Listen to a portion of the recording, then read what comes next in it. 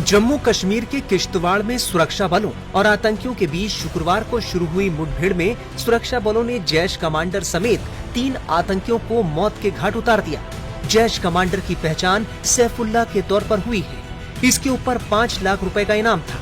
फिलहाल सुरक्षा एजेंसियां लगातार हेलीकॉप्टर और ड्रोन सर्विलांस के जरिए सर्च ऑपरेशन चला रही हैं।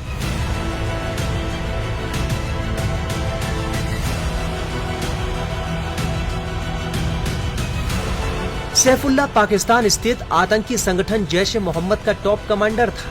पाकिस्तान में रहकर वो जम्मू कश्मीर में आतंकी गतिविधियां अंजाम देता था, लेकिन अक्सर वो जम्मू कश्मीर में देखा जाता था, फिर भी सुरक्षा बलों के हाथ नहीं आता था।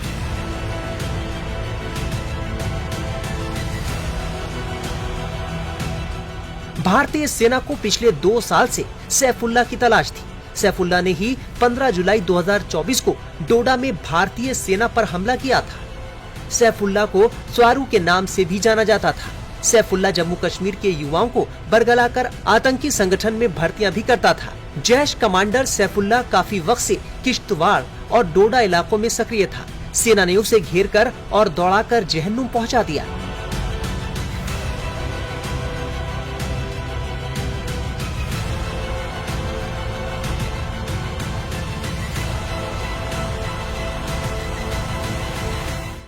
ये दोनों अलग अलग घटनाएं हैं।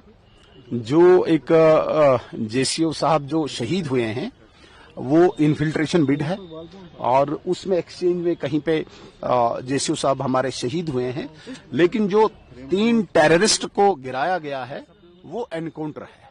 वो एनकाउंटर किश्तवाड़ छात्रों के एक नईद गांव जंगल में है। पीछे भी आपने वहां पे इनकी प्रेजेंस को स्मेल किया होगा जब वहां पे एक एक्सचेंज ऑफ फायर हुआ था, और उसी की रेंज में एक पेरा का जेसीओ भी हमारा शहीद हुआ था।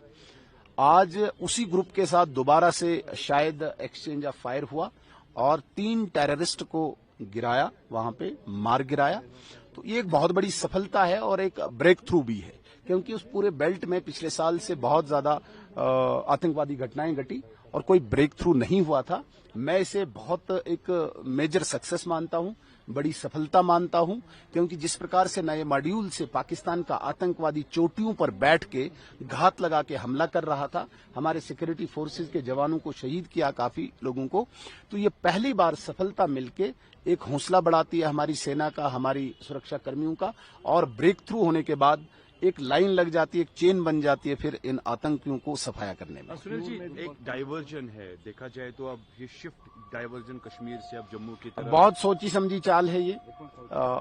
जम्मू के पहाड़ी और सीमावर्ती क्षेत्रों में हिंदू कम्युनिटी को निशाना बना के दोबारा से अनरेस्ट पैदा करना, अशांति पैदा करना, पाकिस्तान एक मैं कहता हूं कि नए नजरिए से इस आतंकवाद को अंजाम दे रहा है।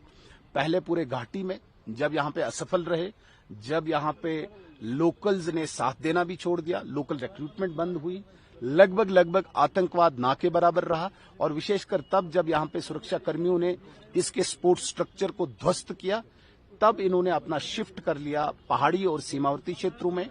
हो सकता है वहां पे अभी इस प्रकार का एलिमेंट मौजूद हो जो इनको सपोर्ट कर रहा हो, जो इनको लॉजिस्टिक सपोर्ट दे रहा हो, और उस लॉजिस्टिक सपोर्ट की वजह से पहाड़ की चोटियों पे बैठकर वो घात लगाने में सक्षम हुए। लेकिन मैं स्पष्ट करना चाहता हूं, जिस भी मॉड्यूल के साथ आएंगे, जिस भी नए एक नजरिए के साथ आएंगे, हमारी सिक्योरिटी फोर्सेस, हमारी सुरक्षा एजेंसियां उससे भी सख्त जवाब से उनको वहीं पे निपटेंगे, ये हमें विश्वास है। इधर जम्मू के अखनूर सेक्टर में पाकिस्तान की तरफ से संघर्ष विराम का उल्लंघन किया गया है। बीती रात की गई फायरिंग में भारतीय सेना के एक जेसीओ घायल हुए थे, जिनकी बाद में शहादत की खबर आई।